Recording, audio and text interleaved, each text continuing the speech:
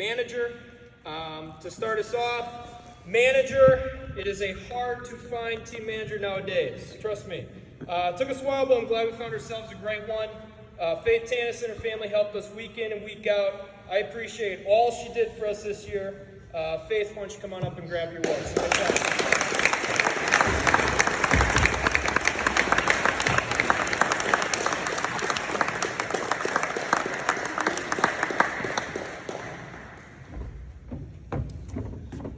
All right, next on my list,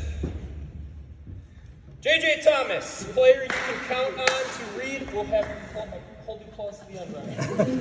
Jeez. Always excited. J.J. Thomas, a player you can count on to read your mind in drills and in team sessions. Literally. Every time I wanted to run a drill, J.J. had a keen sense of what it takes to run it perfectly. Every time we ran a team session, he always knew how I wanted the pressure to be brought from the linebacker position. He is an extremely smart football player. I'm extremely excited to get him more reps at the varsity level, more than he got this year. Next year, when he joins the varsity or linebacker corps. Thank you so much, JJ. I really appreciate it. Why don't you come up and grab your award button?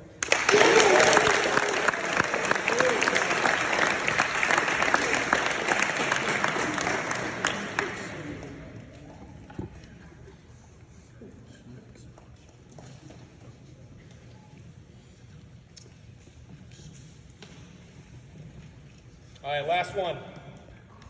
Then I'll take a break for a bit. LJ. I will be honest, there were times this year when he and I did not always see eye to eye. As a scout team coach, having him go on a snap count of 2 is one of the main things that caused me stress in practice. But with that being said, he shined on defense. LJ always goes 100% in practice and games, and that earned him reps this year on the field as a varsity player. Even though he can't go on 2. He excels, when you ask him to excel. He's a very hard worker, and with that, I'm excited to see the growth next year and have his presence felt on our defensive line. LJ, come on up and grab your award button.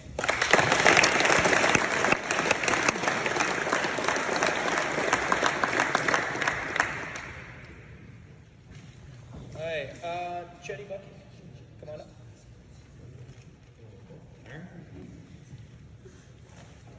Lead. All right. Well, first of all, I'd like to thank the parents for putting up with Chet and I and our practice schedule, practice sessions, games away, and for the parents that helped us out, the Thomases that provided food for those away games on the ride home, or at least organized it to get it there. We appreciate that the most. I'd like to start with a sophomore. Remember him a couple years ago, just a scrawny little kid. He's growing up a little bit. L.Q. McDonald. He's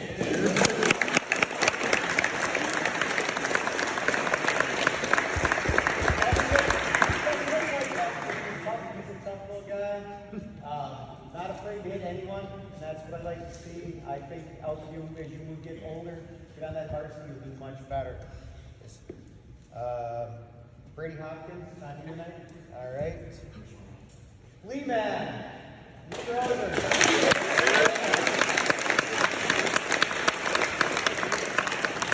Not afraid to try to do anything for us. He would do whatever. He would do whatever it takes at practice. If you told him to be on kickoff team, he'd do it. If you told him to run the football, he'd try it. Whatever it was, he liked to do it. CJ.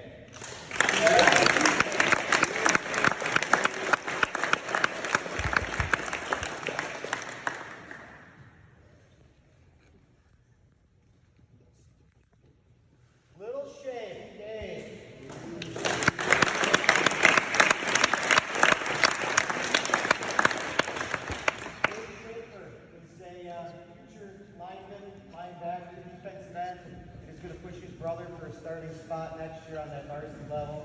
I know that for a fact. Yeah, he will. He will. Look, big shape. He will. He does anything he needs. Hates it, but he'll do it. Landon Ireland.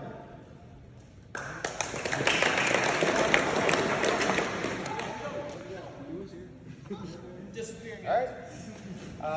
Steven Harrison.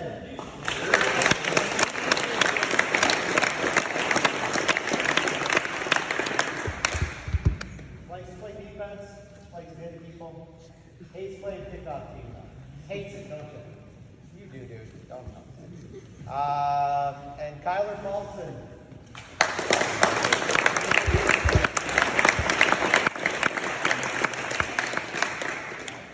Kyler, congratulations. You made some great tackles. You are the smallest kid on the JV team. I have to do that. Keep working on that kicking because I see you next year kicking all the time. You're getting there. Guy who's dedicated. Guy that didn't get a lot of playing time to start the year, worked his way back into it, and that's what I like to see, dedication like that. Might not be the biggest, might not be the fastest, but works his tail off. Any others?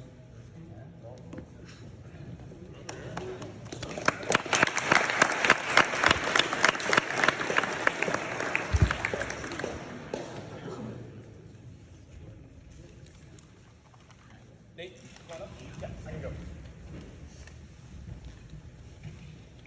Evening. I wanted to start by congratulating all of our all-conference players and thank all of our seniors for making this year incredible. Even though we didn't make it to the postseason this year, I'm so proud of the visible lead this program took from 2022 to 2023. Outpresenting some of the few members of the O-line, D-line position, starting with Johnny Burrell. Johnny.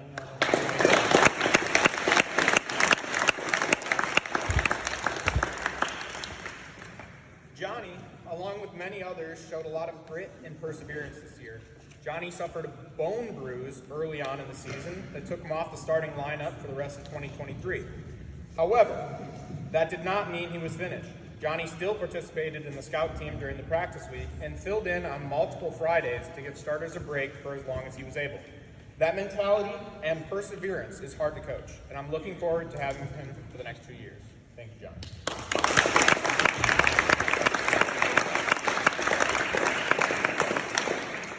Next is Jaime Cabrera.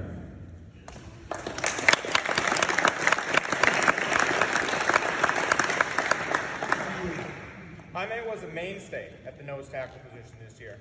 His progression from the junior to senior year has been amazing to watch. Most notable was the intensity that he brought to practice every day. The competition that he generated in the position group drills were invaluable. He was also another guy that kept finding a way to stay in the game on any given Friday.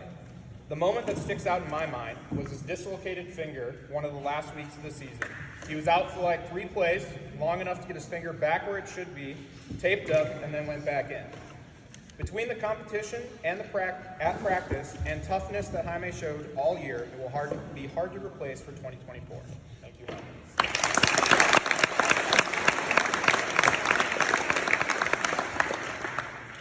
Curtis Spring.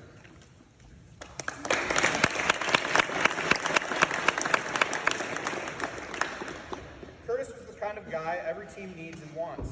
Curtis played running back for most of his football career. However, he selflessly put the team's needs before his own this season.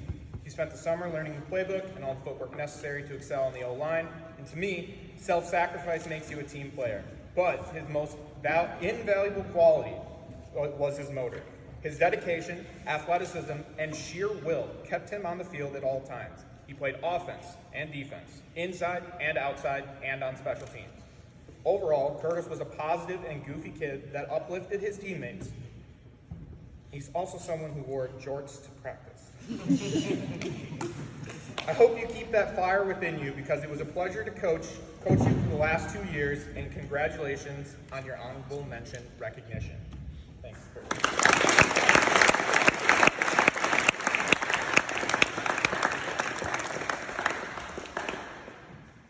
Xander Garlock.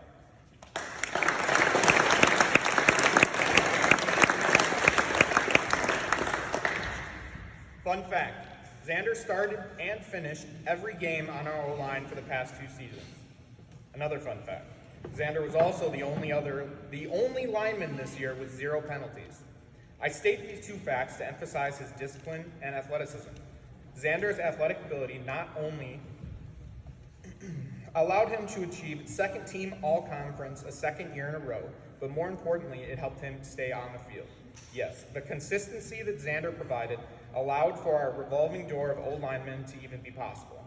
In my opinion, Xander's sound technique allowed him to focus on other aspects of the game, seeing blitzes, picking up stunts, calling out backers, and staying healthy.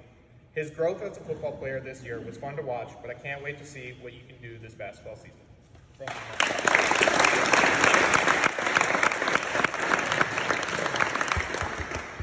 Finally, Dylan Kissel.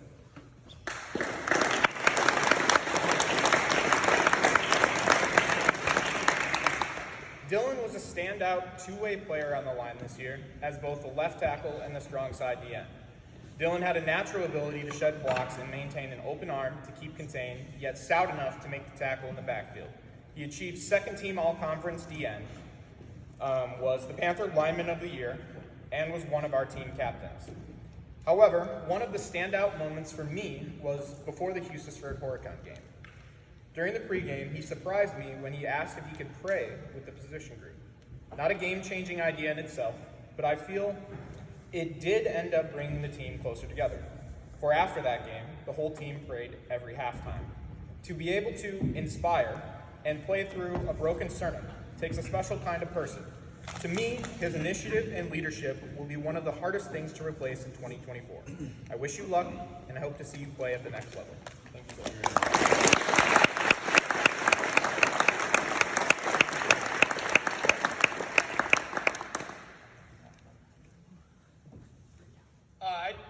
I always got to cover them for the JV coaches. Sorry, they did forget a couple things.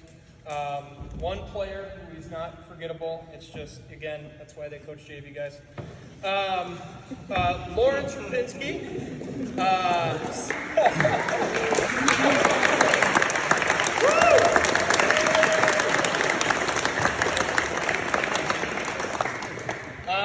Again, Lawrence was wonderful. I mean, having him come up to the scout team and give us meaningful reps is awesome, especially as a freshman.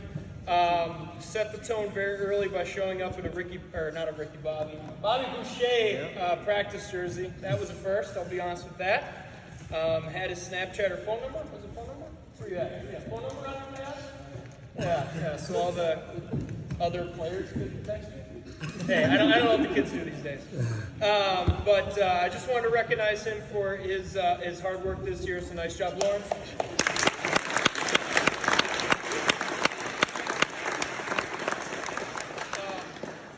They also, again, I want to say a couple things about CJ. Again, that's why they coach JV guys.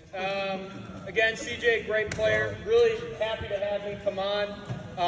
He is, if you don't know, he's homeschooled. But we welcomed him at the JV level, varsity level with open arms. It's been awesome to see him. He was in football this fall. He's in powerlifting this winter. Excited to have you come in and help us. I think the biggest thing was, the team bonding session. I think you talked about your rap album? Right? Yeah. That was a big hit. And played that a couple times. Kids loved it. So to have him come in and be a part of the program is phenomenal. Really excited to see him again next year. I'm really excited to see him grow and develop this year. So thank you again, CJ. Good.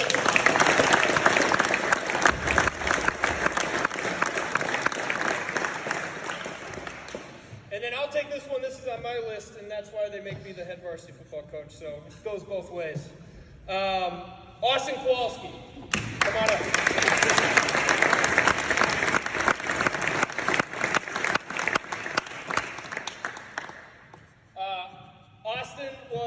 He came to me 3 years ago to play football. It was awesome to have him on the team. Again, to have him come back year in, year out is phenomenal. Have him, step in for us. Coach Nate talked about the revolving door alignment. There really was one. When one person went down, we found another body to fill in. Austin did that and then some, earning a starting spot in the last game. Did a great job this year as a senior lineman. Really phenomenal to have him. The last thing I'll say is, we wanted to honor him and his family throughout the year. We had the memorial sticker on our helmets. Austin, I just hope that we provided you with some sort of family that you might have lost. I thank you so much for sticking with football. I wish you the very best in all your endeavors after high school. And thank you so much for being part of our family. So nice job, Austin.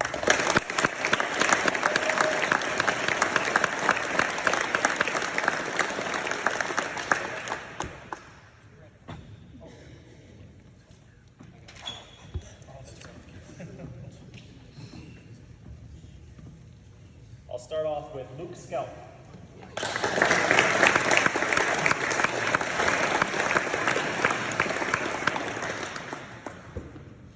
Luke was a contributor both at the varsity level as a special teams player all year, as well as a major contributor at the JV level, doing double duty, playing multiple games each week, which is something I was very impressed to see his ability from week 1 to the end of the year. He had major contributions across the board. Luke is one of the top tacklers on our kickoff unit. Honestly made multiple tackles every single game, which our kickoff, as everyone knows, was a little suspect most games. So having his ability to track down was huge for us. He was also crucial on our kick returns, making some big blocks, springing some long returns. So excellent job there. Luke was also our long snapper for most of the season. Helped with our excellent punting averages with both of our punters, and his ability to coverage, get down the field and recover fumble was a huge turning point for us mid-season. So excellent job there, Luke. His ability every single game, showcase JV level and varsity level. We're very excited to see him take that next step as that hybrid corner linebacker next year at the varsity level full time. Luke is one of our most natural tacklers on the unit there, and really found a nice home at that hybrid spot. And Luke will be primed for a big senior season. Luke Skelp.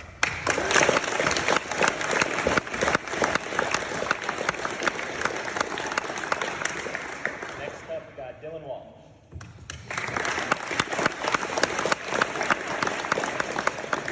Dylan was a two-way starter for us this season as the X-receiver and as that hybrid corner linebacker at the varsity level.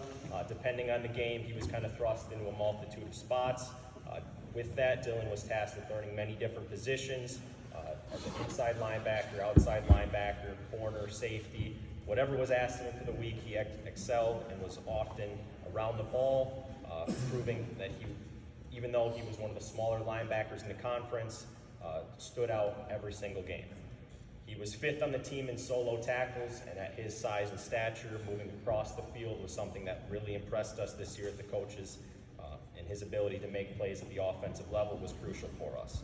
He was 3rd in the team in receptions and touchdown catches, and will be the top returning pass catcher next year, and will be primed for a big senior season as a two-way starter.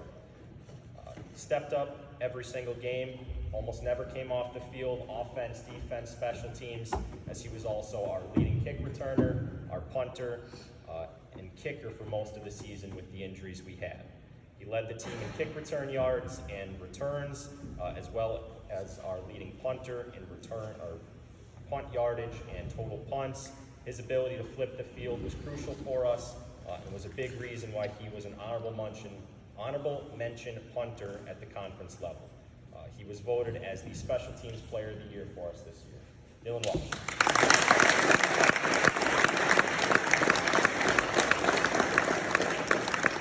Next up, we got Logan Lebanowski.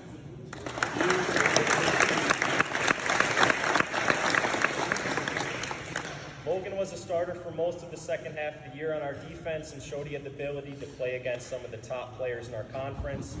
Overall, Logan can be relatively a quiet person, I would say. You might not hear too much about him, you might not say too much, but he's always there, always showing his effort every single day. Really started to come out of his shell towards the end of the year and made huge strides every single game, taking that next step. Logan contributed both on the offense and our empty package as a receiver, and was able to make some key blocks, spring some long receptions for us, and got a few catches this year. Stood out as that extra receiver, extra blocker for us to really take the offense to the next level. Logan was also asked to play in a number of JV games as well to help out our very young JV team, and was able to score his first touchdown on the offense, and was a lockdown defender both at the corner, outside linebacker, depending what was asked of him all year.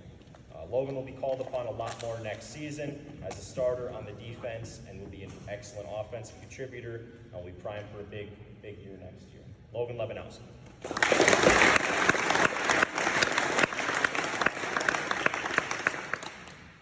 Xavier Michelin.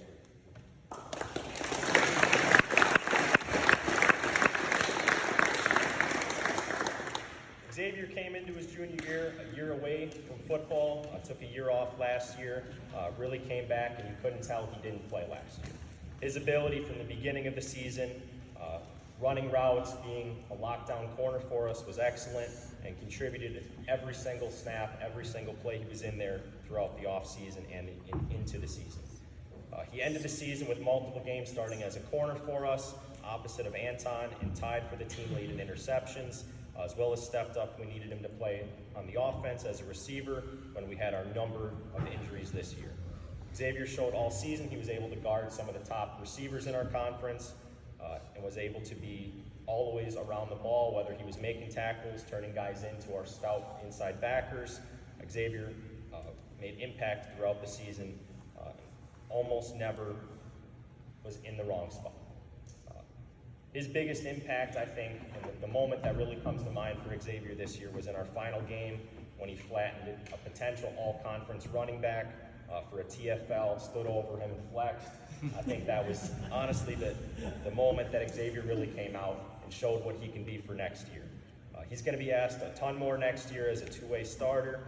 He's going to be primed for a huge senior season, and he was voted Rookie of the Year for us this year. Xavier Mitchell.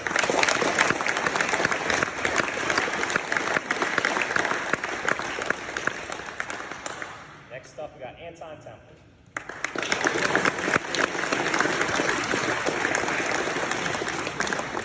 Anton was a two-way starter for us this year at our Z receiver and was their top cornerback.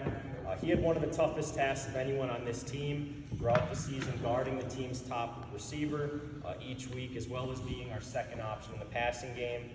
His ability, both as an offensive and a defensive player, to never come off other than the handful of times where he twisted an ankle, had a hip flexor every now and again, and was a kicker for most of the year. Showed his ability every single snap and every single time he was out there. He was voted as a conference second-team defensive back this year and was one vote away from being a first-teamer. Got screwed by a couple teams, not giving you the respect you deserve. So huge congratulations there. You are honestly one of the best cornerbacks I've been able to coach in my 8 years here. It's a shame that you were not a first team.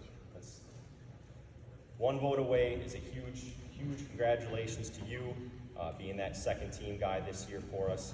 Had one of the biggest jumps from the junior year to the senior year, increasing in tackles from 34 to 53 for solos, and 10 catches last year to 37 this year. He was our second leading receiver in receptions, touchdowns, and was our leading two-point receiver, as well as on the defensive side of the ball, led the team in interceptions, defensive touchdowns with two huge game-changing return touchdowns from interceptions, was third in total tackles, which is very impressive from a corner and a safety to be around the ball that much. Was one of our best tacklers throughout the season. In the kicking game, had a beautiful onside kick for us. We've got a recovery, which helped us secure more opportunities for us on the offense.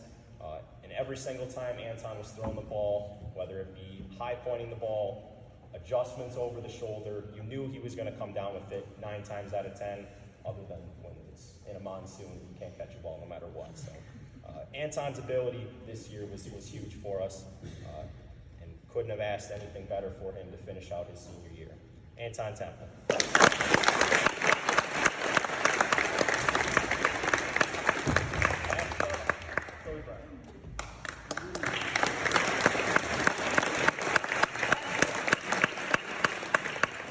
Joey was a multi-year captain for us, and I can't say this enough, one of the hardest workers I've seen in my 8 years here. Through his dedication in the weight room, his ability to lead on the field, off the field, get everyone on the same page, his ability will be missed in this program.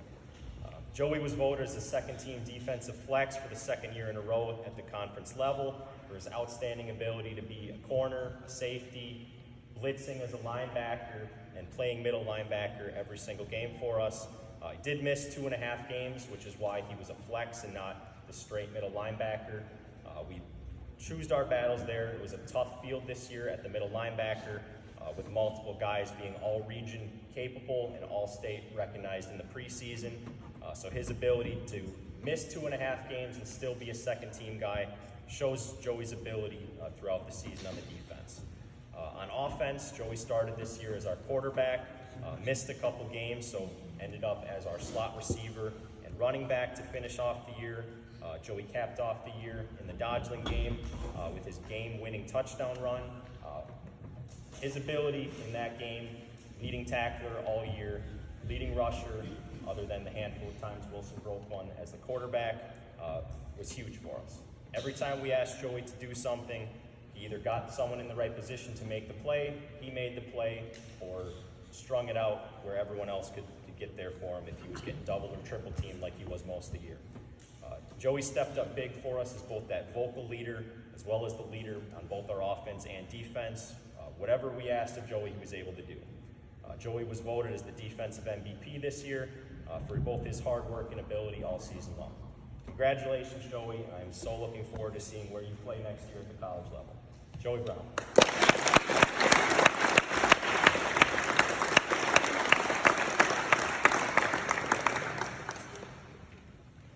You have to say, you two are looking like you want to take me out to dinner or something. All right, those of you that know me, I'm not big on eye contact. I'm big on writing it all down so I get out what I want to say. Kaufman stole my thunder a little bit. Kind of his first paragraph was my first paragraph.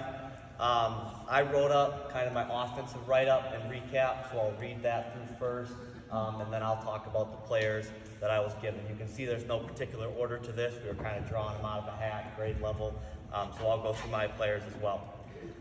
This year, the Palmyra Eagle offense proved that they can compete at a high level with established, experienced, bigger, and cultured playoff teams. Just want to read some enrollments. Clinton, 359. Houston-Con, 380. Cambridge, 266. Waterloo, 260. Marshall, 292. We were the only Division VII school in the conference at 190 kids.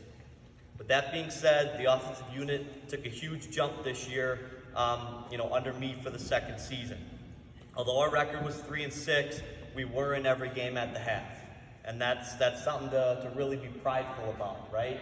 We know how 2 seasons ago, how that season looked, right? Nobody liked being down 30, 40 points at halftime where you're playing the JV squads in the second half. I took a lot of pride in our offense and defense this year that we were in every game at halftime, and we forced teams to scout for us, to prepare for us, and to compete all the way down to the last couple possessions.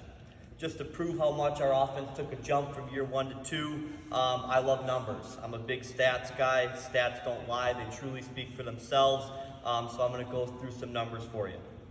In the 2022 seasons, our stats were as follows. 2,205 total yards of offense, 17.6 points per game. Other than the Dodgeland game, our highest point total was 24 points, and we scored in the single digits 3 times. We had 20 total touchdowns and 30 turnovers last season.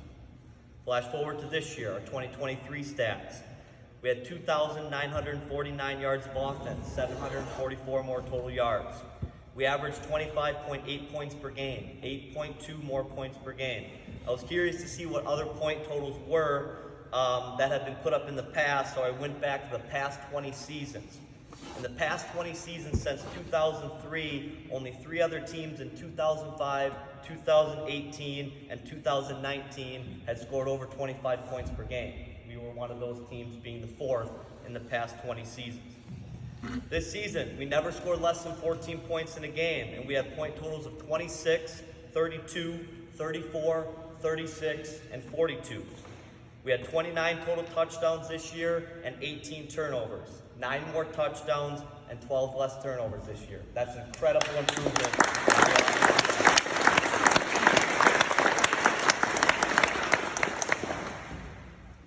I have 3 big reasons why I think we saw this much improvement.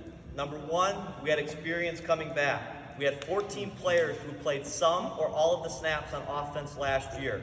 Joey Brown, Wilson Jones, Anton Temple, Noah Taylor, Dylan Reiner, Dylan Walsh, Logan Lebanowski, Brett Johnson, Gavin Schaefer, Xander Garlock, Dylan Kisley, Curtis Frink, Austin Kowalski, and Johnny Burrell. That is a huge number of returners with experience for a school our size. And that's why I knew our offense would take a big jump this year, because we had a lot of talent coming back. With it being year one in my system, there was a lot of experimenting last year. I'm sure any of the average fans could see. Duncan Ireland played 5 different positions. We had the revolving door on the offensive line. We had 2 different quarterbacks last year. We had multiple running backs last year, and we also battled the injury bug at the same time. Number 2, this brings me to the second reason and why our offense improved. Unlike last year, this year there was so much more stability and continuity with the offensive unit. With that comes the ability to perfect your position by learning the playbook, learning the blocking assignments, the routes, etc. This year we only saw change at the left guard, running back, and quarterback spot. Every other position was solidified, and that player played every single snap for the entire position. That's how you time things out. That's how you get better. That's how you become perfect. 3, lastly, the third reason I believe the offense took a jump is because of the tools and the schemes that were added in the offseason to bring us more versatility and unpredictability. Here are some of the things that were added this year. A brand new empty formation that included power run and perimeter passing to get our playmakers in space. Moving our veer offense into the shotgun midway through the season to give our quarterbacks and running backs more time to read. An ISO route package to target Noah and Anton and get single coverage and mismatch situations. And lastly, we had audible calls such as kill and money that gave our receivers more room to operate and can get them free releases off the line of scrimmage. These little things made our playbook more complex and tough to run, but the players did an excellent job with the install and the execution. I already have more ideas on what to add next year and to clean up in this offseason to make us even better. I could talk offensive football all day, but I will now get into the players that I coached on the offensive side. First up, Ryan Broderick.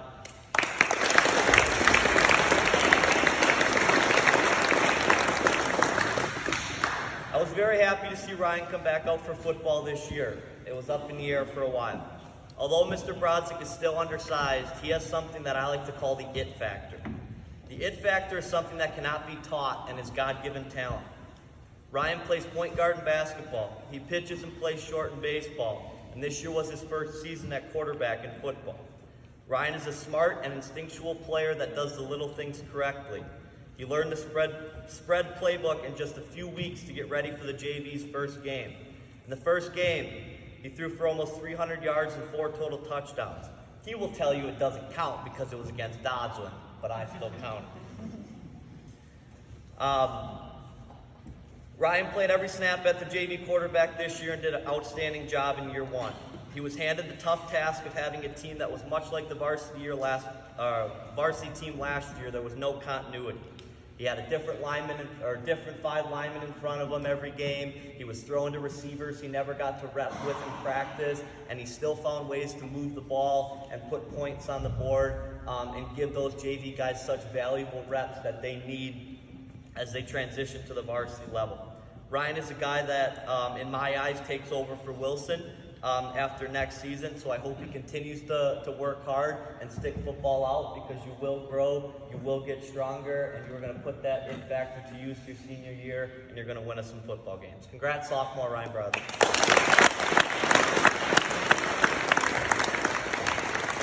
Next up, we have Alex Harvey Harbison.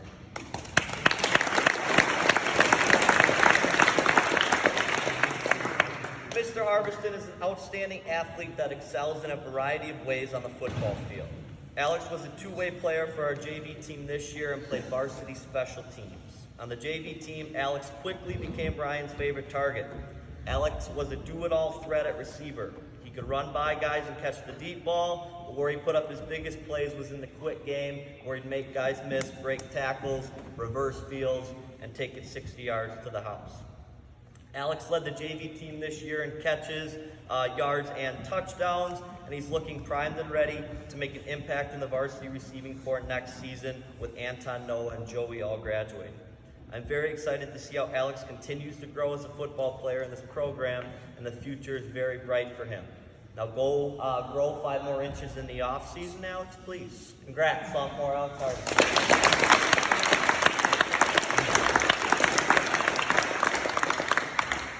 Next up, Dalton the Fridge, Anton.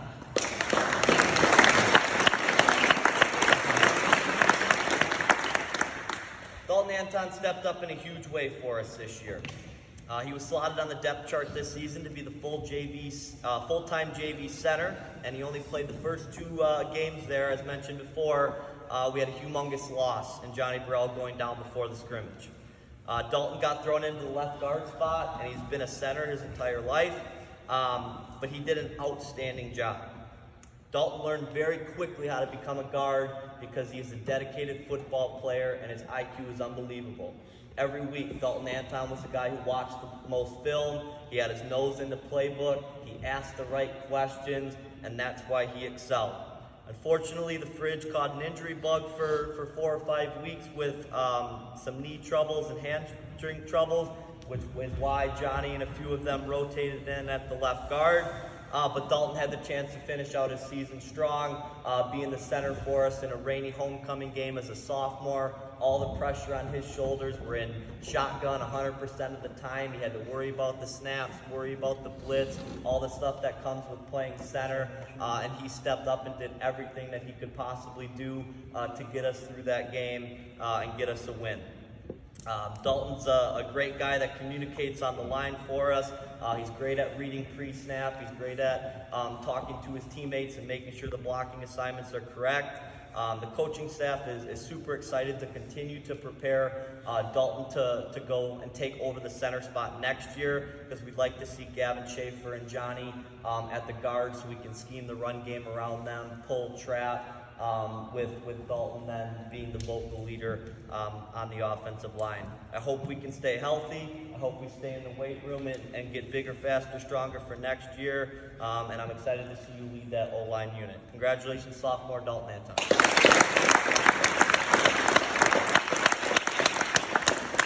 Next up is Gavin Schaefer.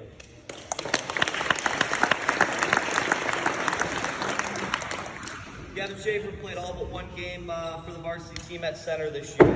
Gavin stepped into a center position after losing Mason Blazewicz to graduation, and he did an incredible job preparing to fill that role. Gavin was all in since day 1 this offseason. He got stronger in the weight room. He showed up to all of the summer stuff to work on his snapping and work on his blocking assignments, learned the playbook, watched the film, and he got in shape. Gavin led this season by example and with his voice. All throughout the season, Gavin was up in front with the skills during the conditioning, setting the tone for the rest of the offensive linemen. He pushed his teammates to get better. He encouraged his teammates with positivity. I awarded Gavin the Team Camp MVP award for the way that he managed the offensive line. He was vocal, called out plays, executed snap counts, and read the defense extremely well. The thing that impressed me the most about Gavin, though, was his dedication to perfecting the snap. I set the bar high for him before the season that he needed to be perfect. We knew that we were going to be out of the shotgun 95% of the time, and Gavin owned that responsibility. He became dedicated to the craft, and I think I could count on one hand the amount of errant snaps that he had this season, and that is overlooked. Being in a spread, shotgun type offense, your center needs to be perfect, and Gavin Schaefer was this year. I'm super excited to see Gavin get even stronger this offseason, become a senior leader, and showcase his talent and dominance at the left guard spot next season. Congrats, junior Gavin Schaefer.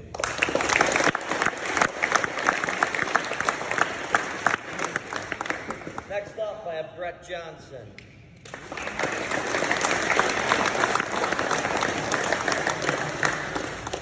Brett Johnson was a crucial versatility piece for the team on the offensive side of the ball this year. BJ started the year as our blocking tight end in veer and our blocking back in empty.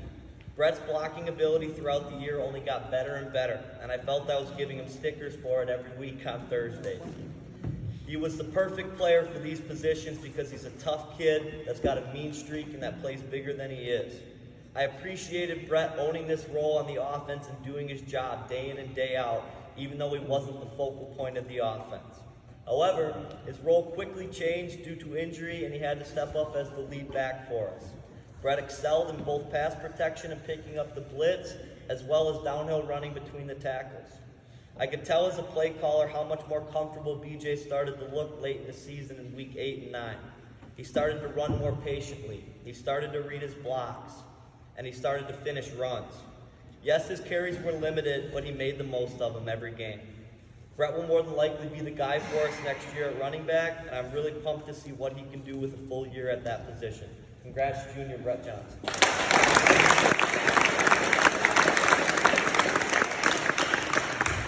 Next up, Dylan Reiner.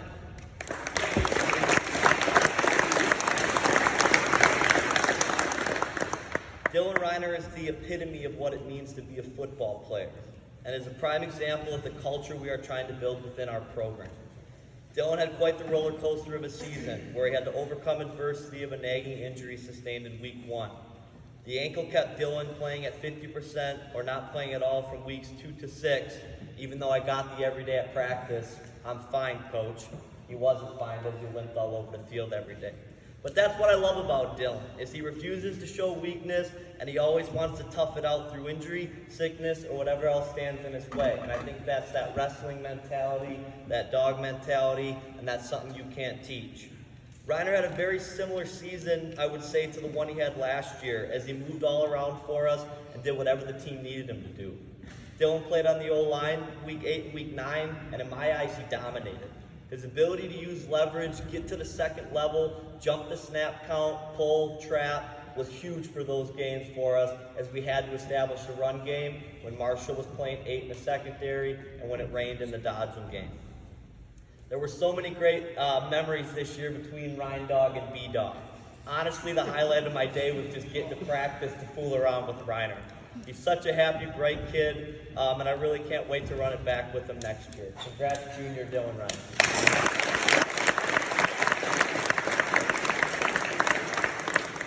Next up, Wilson Jones.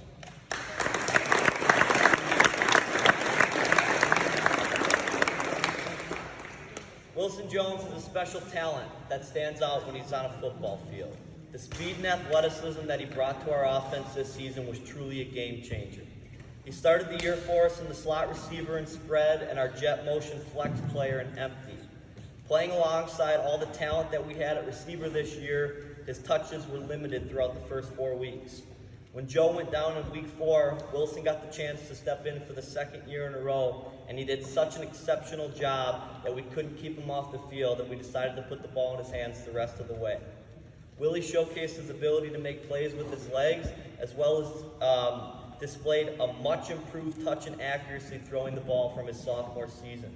The confidence and poise that Will possessed at quarterback this year in practice, in film sessions, and on Friday nights is the biggest jump that I have ever seen a player make in any sport in my young coaching career.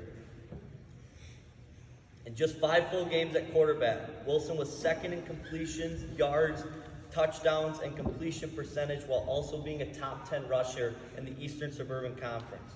This incredible play earned Wilson a first-team all-conference offensive flex selection.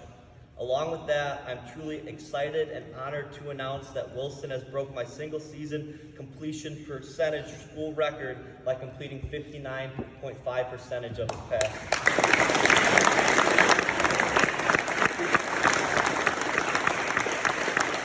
Wilson was 91 for 153 on the season. That's an incredible completion percentage. And, all kudos to him putting in time with his receivers after practice, working on his footwork, his decision-making. School records don't get broken by chance. They get broken, through hard work and through dedication. The improvement that Will has shown in all facets of his game this year has me so ready to get back after it with him next year, running the show for me for a full season at quarterback. And I expect more records to be broken next season. Here are some of Wilson's best performances from this year. Week 5 versus Marcus Sam. He was 14 for 24 passing, 58% for 176 yards and 3 touchdowns. He had 23 rushing attempts for 117 yards. You can't ask for more of a dual threat quarterback than that. Waterloo, he was 23 for 37, a 62% completion percentage, 325 passing yards and 4 touchdowns. He ran for 41 yards on the ground and had another score for 5 total touchdowns. Week 8 against Marshall, he was 18 for 29, and there were 5 drops in that game. Still completed 62% of his passes, 152 yards and 2 touchdowns through the air, while he rushed for 114 and another score. Week 9 versus Dodgen in the rain, 9 for 14 for a 64% completion percentage, 110 and a touchdown, and he ran it 14 times for 100 yards and another score. Having a quarterback back like that as a play caller, keep things wide open. He's high-powered, he's dynamic, he's a threat to score it on every play, and I'm so excited to see what we can do against those D7 schools in the Trail League. Congrats, Junior Wilson Johnson.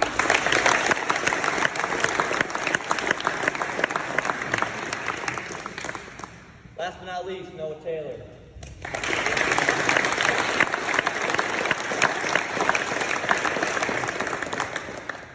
Noah Taylor is the definition of a complete receiver.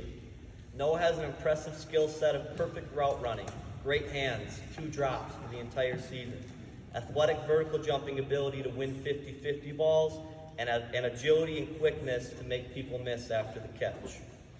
He also showcased his versatility this year by playing in the slot in our spread formation, where he ran more than 15 routes that we have in our air raid system. In our empty and our veer formations, he bumped out wide where he ran some quick game, and also our ISO package that we put in this year. Noah was the focal point of our of our offense all season long, and any other coach scouting us would tell you the same thing. Noah found ways to make big play after big play, even though he saw double coverage from week 5 and on. Noah's 13 total touchdowns on the year set a new Palmyra Eagles single-season school record previously held by 2 All-State receivers in the 2018-2019 seasons. Noah was first in the conference in the 3 main statistical categories and in dominant fashion. And he earned himself a unanimous Eastern Suburban First-Team All-Conference selection this season. Noah finished the year with 58 receptions, 980 yards, and 13 touchdowns. To put these numbers in perspective, I'm going to get fired up. He had 9 more receptions, 66 more yards, and 1 more touchdown than the 2018 first-team All-State receiver, Morgan Carpenter. The reason I bring this up is because the All-Region came out, and Noah was not on it. He got cheated. That's all I can say. Kiefer Parrish from our conference, who Noah dominated in all 3 statistical categories, was put up ahead of him. Noah had one of the most historic seasons in PE football, and he won't have the state recognition to show for it. Don't let anybody tell you otherwise, Noah, that you didn't have one of the most special seasons. And that is why Noah Taylor has been named this year's team MVP. Congratulations, Paul.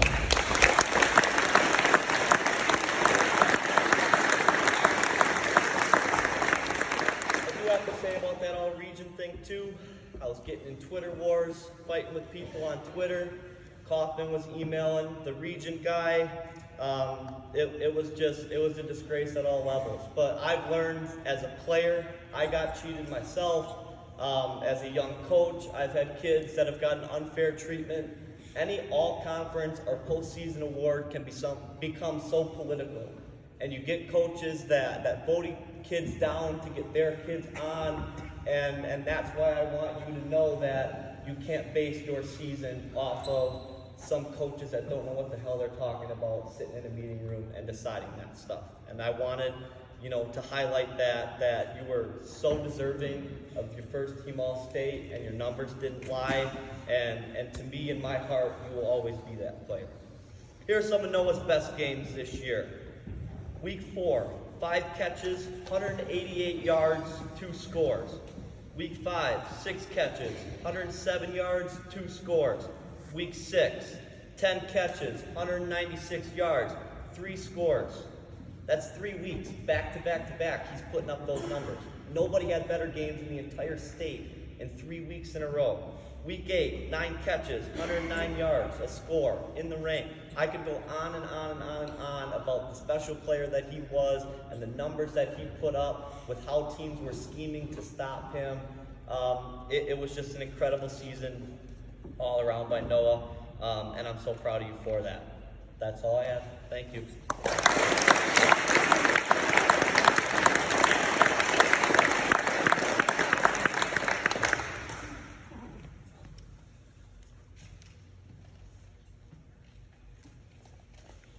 Ella, I'll make this quick. I know it's your birthday tonight, so.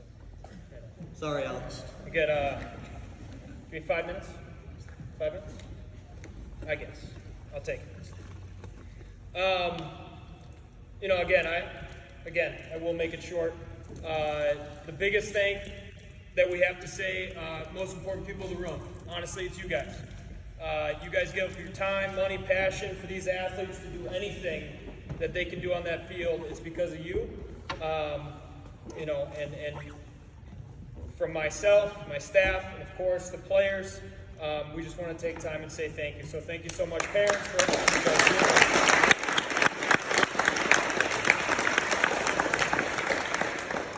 Speaking of parent opportunities, the QB Club, we've got Carrie Walsh as QB Club President. We've got Fred Burrell as Vice President, Jenny Johnson Treasurer, Jamie Skelton Secretary, and her last year this year, thank you for all she's done for 4 years, Miss Katie Frink is a chairperson. Thank you all for your time and effort, so I just want to say take time and clap for you guys.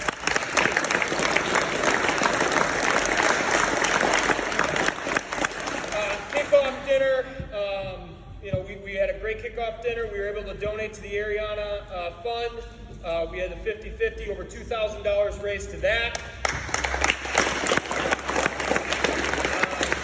We had online sales. We had the big win. We had, we had a ton of fundraisers this year.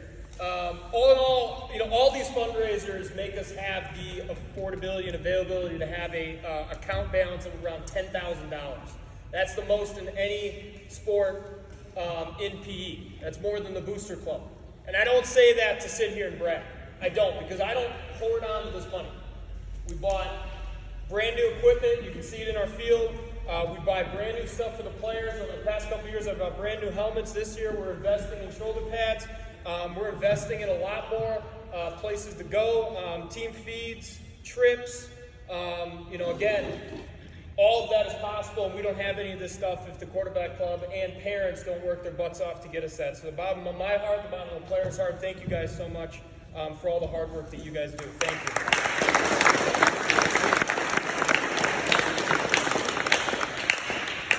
Okay, oh, I got 3 minutes. Okay, cool. 2 minutes. 2. I'll say 2. Here's the deal. It's amazing. You guys 8 seniors, honestly, you know, from my chance to say thank you, you guys have been, you know, through my ups and downs. You know, you guys have left a legacy of this program, records broken, standards set. You know, every single one of you has affected any one of these players sitting behind you, and they all know that. Giant shoes to fill, not big, giant. Next year, now I'm talking to everybody behind that, okay? New division, okay? New season. I've got 9 returning seniors. I've got 11 returning juniors. 20 people at the top 2 tiers of our program are coming back. We have to do something about it. We got to do something with it. This new chapter and new legacy doesn't just happen, okay? We have to step up and do something with that new chapter and new precedent. Now we're going to be facing D7 schools. We don't have the opportunity to sit here and say, oh, we're the smallest team in the conference anymore. Now we got level competition. Now it's time for us to step up, to compete. Our coaching staff will do everything that we can on our side. I know that you guys will compete for everything. But again, I'm going to call us out and make sure that we got 2 3-sport athletes. I want to make sure that we're at the off-season stuff. Next year starts right now. Okay? Honestly, it started again after the homecoming game. I'm not sitting at home with my 3-week-and-a-half-old, just sitting there watching them. I don't know what they do. They kind of make some noises, and a lot of diapers have changed. When you guys can financially do it, you should have kids. Okay? So none of you can. I'm preparing for next year. Okay? That's what I'm doing at home right now. I want you guys thinking about the same thing. Okay? I'm taking time out of my day. These coaches are taking time out of their day to prepare for next year. I want you guys to be on the same level that we are. Because we have an opportunity to change and get to the playoffs. Okay? But I don't want us to come back here and say that we're 3-6 and yeah, we had a good season, yada, yada, yada. Because we don't have that small conference anymore. Okay? So that's my challenge to you. I know you guys can rise to it. I wouldn't give the expectation if I didn't. But I'm excited for next year. Thank you guys for this year. Thank you guys for sitting. Ella, enjoy your birthday. Thank you guys. Have a good rest of your night.